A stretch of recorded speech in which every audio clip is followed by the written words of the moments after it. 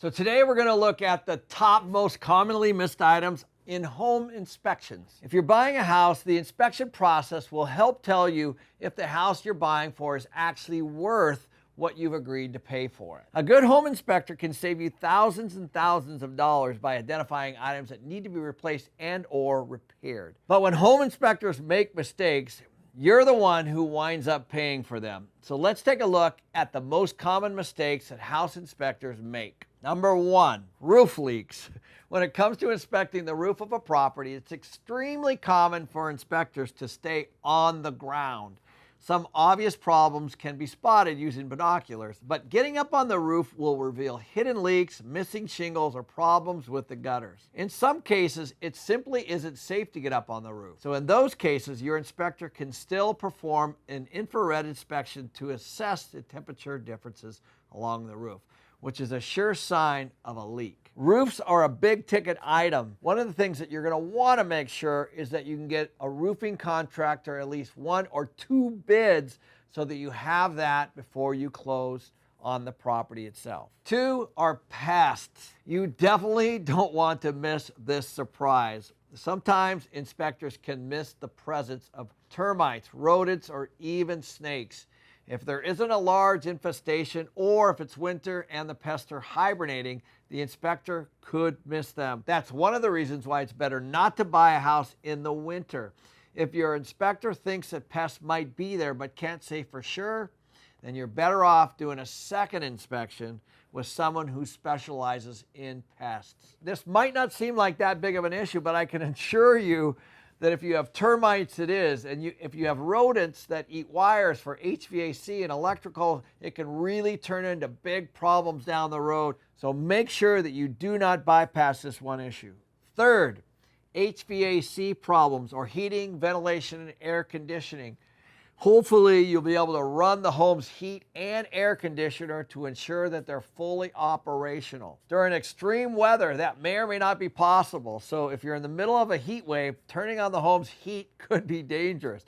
But the same thing goes for testing the air conditioning during a cold snap. HVAC systems are comprised of complex parts that are subject to wear and tear, and it isn't always possible to inspect the health of an HVAC system's components. When you're looking for problems around this, take a look for baseboard heat or even those in-window air conditioning systems. Those typically are indicators for properties that have poor circulation with regard to air conditioning and or heat. Fourth, defective appliances.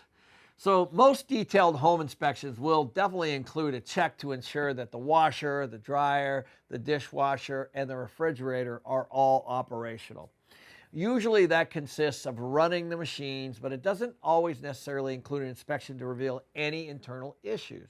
It's not unheard of for these types of appliances to stop working after the new homeowner moves in. While the expense of replacing those items isn't necessarily catastrophic, it can still be an unwelcome surprise for you or for the new renters that you might have. Grading issues. Now, this is something that a lot of you might not think would be on this list.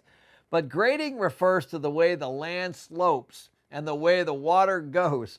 So it's not always easy to tell how the land slopes during dry conditions. Positive grading means that when there's precipitation, any storm water will flow away from the house. Negative grading means that the land slopes toward your home, directing stormwater toward your foundations. Over the years, that can cause all kinds of problems with erosion, or mold problems, or even foundation problems. If the home has any age at all, you should be able to see these problems as you look around the perimeter of the house. If they're an issue today, they'll definitely be an issue after you buy it. Flooring issues. Unless you get special permission from the seller, you'll probably be unable to remove floorboards or pull up carpet to see what issues may or may not be hiding there. Unfortunately, mold or foundation problems can be hiding underneath. I found all kinds of problems when you pull the flooring up. It's not uncommon for new owners to discover these problems once they've ripped up the old carpet and, of course, the pad. So what can you do around all of these things? As a buyer, there are a few things that you can do to make sure that you don't wind up paying for your inspector's mistakes. Number one, be there for the inspection. Let your inspection do their work, but also take notes and ask questions, and go on the internet and look for your own checklists. 2, do not try to save money on your inspector. You want somebody that's really, really thorough. The home inspection will give you vital information, so this is not an area to be frugal. And we're talking about just a couple $100 here. Ask around for referrals. The best referral is from someone who has actually worked with that person, as opposed to someone who's vouching for a friend that they've never hired. Make sure that you inspect the entire house. One great idea is putting in your offer the language that you are entitled to inspect the entire house. There should also be a follow-up inspection. So if your inspector uncovers anything questionable that is outside their area of expertise, make sure to have a follow-up inspection that will definitely identify exactly what the issue is. This could wind up saving you thousands and thousands of dollars if it's an issue that requires repairs. So those are the issues that inspectors can miss.